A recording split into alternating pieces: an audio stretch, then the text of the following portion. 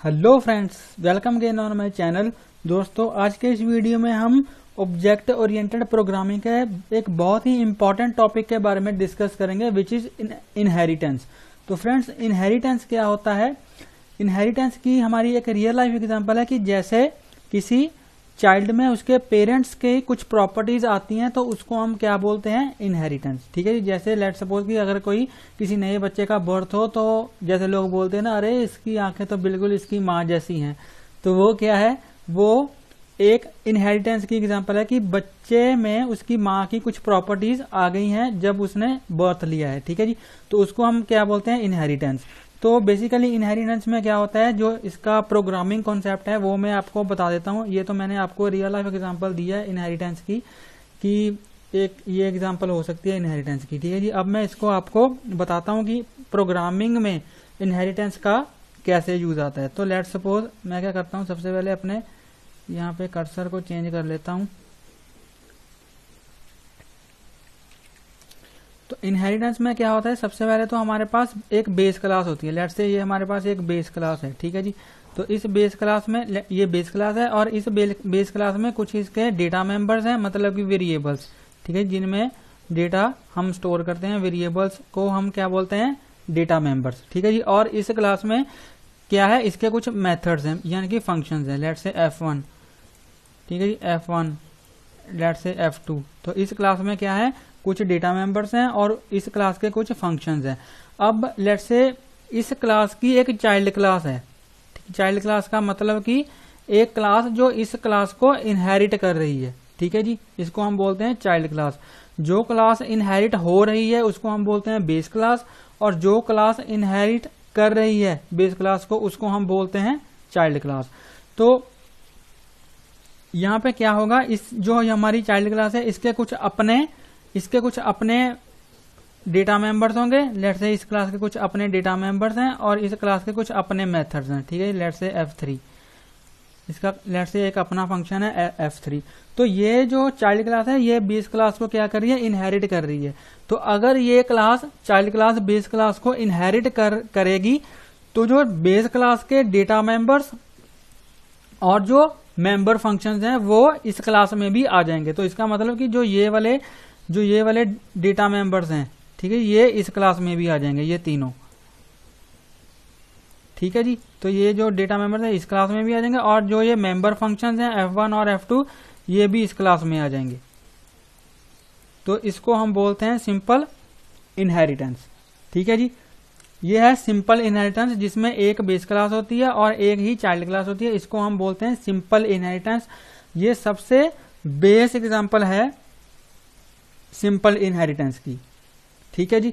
तो चलिए अब देखते हैं, ये तो मैंने आपको थ्योरेटिकल कंसेप्ट समझा दिया इनहेरिटेंस का। अब चलिए देखते हैं कि कैसे हम इनहेरिटेंस को प्रोग्रामिंग में एग्जीक्यूट करते हैं।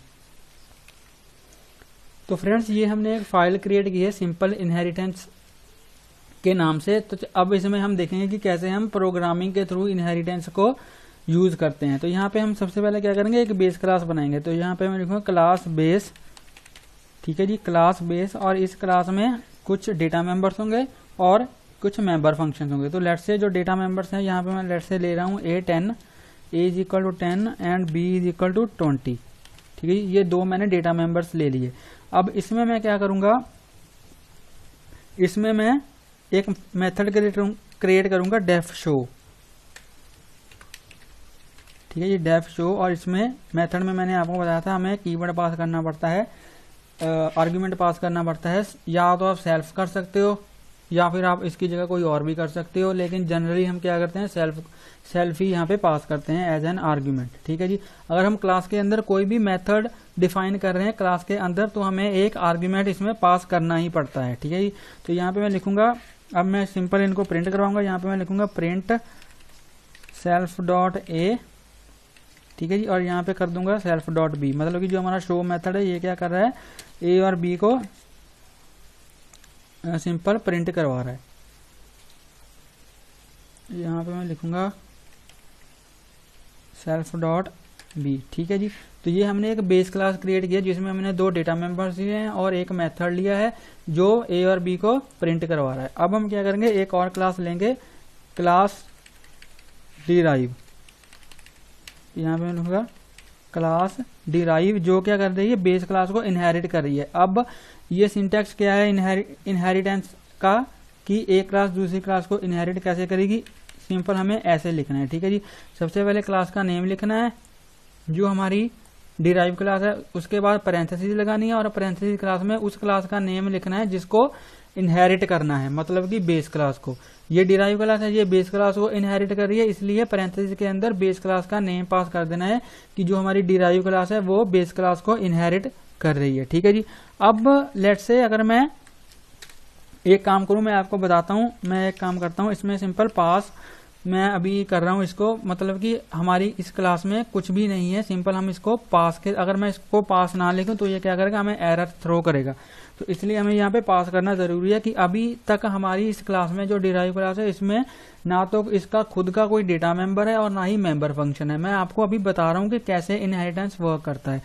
मैंने आपको ये बताया कि डिराइव क्लास में कोई भी अभी हमने ना तो डेटा मेंबर क्रिएट किया है ना ही मेंबर फंक्शन क्रिएट किया है। ठीक है जी, लेकिन अगर मैं इस क्लास का ऑब्जेक्ट क्रिएट करूं, लेट्स से अगर मैंने ऑब्जेक्ट क्रिएट किया अपनी डिराइव क्लास का, मैंने ऑब्जेक्ट क्रिएट किया अपनी डिराइव क्लास का, तो मैं क्या कर सकता हूं, इस ऑब्जेक्ट के थ्रू मैं बेस क्लास के शो मेथड को कॉल कर सकता हूं। ठीक है जी, पिछले वीडियो में मैंने आपको बताया था कि अगर हम किसी क्लास के ऑब्जेक्ट को क्रिएट करते हैं तो वो ऑब्जेक्ट सिर्फ उस क्लास के ही मेथड्स को और डेटा मेंबर्स को असेस कर सकता है। ठीक है जी, अभी मैंने क्या किया, मैंने बेस क्लास का ऑब्जेक्ट क्रिएट नहीं किया, मैंने डिराइव क्लास का ऑब्जेक्ट क्रिएट किया है, लेकिन मैं डिराइव क्लास के ऑब्जेक्ट के थ्रू बेस क्लास के डेटा मेंबर्स और मेंबर फंक्शन को असेस कर सकता हूं। ये मैं आपको यहाँ पे दिखाता हूं। अगर मैं यहाँ पे कॉल करूं db.show, अगर मैं यहाँ पे कॉल करूं db.show, तो चलिए इसको रन करके देखते हैं कि हमें क्या आउटपुट मिलती है। अगर मैं इसको रन करूं, यहाँ पे मैंने अपने प्रोग्राम को रन किया, तो ये देखिए यहाँ पे मुझे 10 और 20 यहाँ पे वैल्यू मिल रही है, लेकिन जो शो मेथड है वो तो, जो शो मेथड है, मैं इसको थोड़ा जूम आउट कर देता हूँ, हाँ इतना ठीक है। ठीक है जी, लेकिन जो शो मेथड है वो तो बेस क्लास का है, बेस क्लास का तो, लेकिन हमने ऑब्जेक्ट ही नहीं क्रिएट किया, हमने तो डिराइव क्लास का ऑब्जेक्ट क्रिएट किया है। लेकिन जो डिराइव क्लास है वो बेस क्लास को इनहेरिट कर रही है। ठीक है जी, इसका मतलब कि जो बेस क्लास है वो क्या है, पेरेंट है, और जो डिराइव क्लास है वो क्या है, चाइल्ड है। तो मैंने जैसे आपको पहले एग्जांपल में बताया था कि कैसे पेरेंट्स की प्रॉपर्टीज चाइल्ड में आती हैं। ठीक है जी, तो इसको ही हम बोलते हैं इनहेरिटेंस। मतलब कि अगर मैं डिराइव क्लास का ऑब्जेक्ट क्रिएट करूं और जो डिराइव क्लास है वो बेस क्लास को इनहेरिट कर रही है, तो मैं बेस क्लास के मेंबर्स, डेटा मेंबर्स को और मेंबर फंक्शंस को असेस कर सकता हूं with the help of derive class object. ठीक है जी, तो ये तो मैंने सिंपल आपको बता दिया कि डिराइव क्लास में हमने कोई भी डेटा मेंबर और मेंबर फंक्शन अभी डिफाइन नहीं किए, लेकिन अगर मैं इनको भी डिफाइन करूं, लेट्स से सी को मैं यहाँ पे 30 कर दूं और डी को मैं क्या कर दूं, 40 कर दूं। ठीक है जी, और यहाँ पे मैं यहाँ पे एक और फंक्शन क्रिएट करूं, डेफ शो 1। ठीक है, और यहाँ पे मैं पास कर दूं सेल्फ, और मैं इसको यहाँ से सिंपल कॉपी कर लूंगा, यहाँ से मैं इसको कॉपी करूंगा और यहाँ पे कर दूंगा इसको मैं पेस्ट, और यहाँ पे मैं लिख दूंगा show.c और यहाँ पे लिख दूंगा मैं show.d। ठीक है जी, तो जो ये ओबी ऑब्जेक्ट है ये अपनी क्लास के तो डेटा मेंबर्स और मेंबर फंक्शन को असेस कर ही सकता है। ठीक है जी, तो मैं सिंपल आपको ऐसे बता रहा हूँ करके, यहाँ पे मैं लिखूंगा ob.show1। तो अगर मैं show1 करूंगा तो मुझे सी और डी की वैल्यू भी यहाँ पे प्रिंट मेरी हो जाएगी। तो ये देखिए अभी सी और डी की वैल्यू 30 और 40 भी प्रिंट हो रही है। ठीक है फ्रेंड्स, तो इसको मैं हटा देता हूं। तो ये है हमारी सिंपल इनहेरिटेंस की एग्जांपल। ठीक है, जिसमें हमारी एक बेस क्लास है और एक डिराइव क्लास है, और हम जो हमारी डिराइव क्लास है वो बेस क्लास को इनहेरिट कर रही है, और हम सिर्फ डिराइव क्लास का ऑब्जेक्ट क्रिएट करके बेस क्लास के और डिराइव क्लास के मेंबर फंक्शंस को असेस कर पा रहे हैं। ठीक है जी, इसमें एक बात है कि जो अगर मैं आपको बताता हूं, अगर मैं बेस क्लास का ऑब्जेक्ट क्रिएट करूं, लेट्स से अगर मैंने OB1 क्रिएट किया बेस क्लास का, ठीक है जी, तो हमारा जो बेस क्लास का ऑब्जेक्ट है वो सिर्फ अपनी क्लास के ही डेटा मेंबर और मेंबर फंक्शन को असेस कर सकता है, वो चाइल्ड के डेटा मेंबर और मेंबर फंक्शंस को असेस नहीं कर सकता। लेकिन जो चाइल्ड क्लास का ऑब्जेक्ट है वो दोनों क्लासेस के, बेस क्लास और चाइल्ड क्लास, दोनों क्लासेस के डेटा मेंबर्स और मेंबर फंक्शंस को असेस कर सकता है। इसकी एक रियल लाइफ एग्जांपल मैं आपको बताता हूँ, थोड़ी सी फनी एग्जांपल है। लेट्स से हमारे पेरेंट्स का जो मोबाइल है और हमारा मोबाइल है, ठीक है, यानी कि आपका मोबाइल, चलिए मेरा भी ले लीजिए। जो बच्चे हैं वो अपने पेरेंट्स के मोबाइल को तो चला सकते हैं, अपने मोबाइल को तो चलाते ही हैं, अपने पेरेंट्स के मोबाइल को भी चला लेते हैं। लेकिन जो पेरेंट्स हैं वो सिर्फ अपने मोबाइल को ही चला सकते हैं, बच्चों के मोबाइल को वो हाथ नहीं लगा सकते, ठीक है जी, क्योंकि हमने तो पासवर्ड्स वगैरह लगा रखे हैं अपने मोबाइल में, तो हमारे जो पेरेंट्स हैं वो हमारे मोबाइल को एक्सेस नहीं कर सकते, अपने को तो कर सकते हैं, ठीक है जी। लेकिन जो बच्चे हैं वो पेरेंट्स के भी मोबाइल को एक्सेस कर सकते हैं और अपने को तो करते ही हैं, ठीक है जी। तो ये एक सिंपल रियल लाइफ एग्जांपल मैंने बताई है, ये मैंने खुद की एग्जांपल क्रिएट की है, ठीक है जी। अगर आपको समझ आ रही है तो बहुत अच्छी बात है, ठीक है जी। तो ये एक एग्जांपल है सिंपल इनहेरिटेंस की, ठीक है फ्रेंड्स।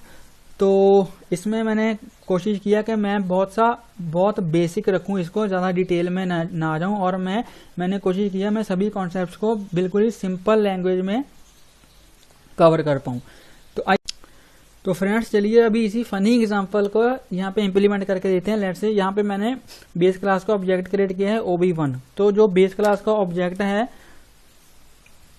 OB1, ठीक है जी, इसको मैं सबसे नीचे कॉल करूंगा, सबसे नीचे इसको कॉल करूंगा। तो जो बेस क्लास का ऑब्जेक्ट है OB1 वो क्या कर रहा है, OB1 डॉट, वो अपनी क्लास के फंक्शन को तो कॉल कर पाएगा, ठीक है। यहाँ पे अगर मैं लिख दूं शो, क्योंकि ये बेस, यहाँ पे कहाँ पे लिख दिया, ठीक है जी। तो यहाँ पे मैं लिखूंगा OB1 डॉट शो। तो जो हमारा OB1 है वो बेस क्लास का ऑब्जेक्ट है, तो ये अपनी क्लास के ऑब्जेक्ट फंक्शन को तो कॉल कर सकता है शो को। तो सबसे पहले मैं इसको कॉल करके दिखाता हूँ आपको, इसको रन करूंगा।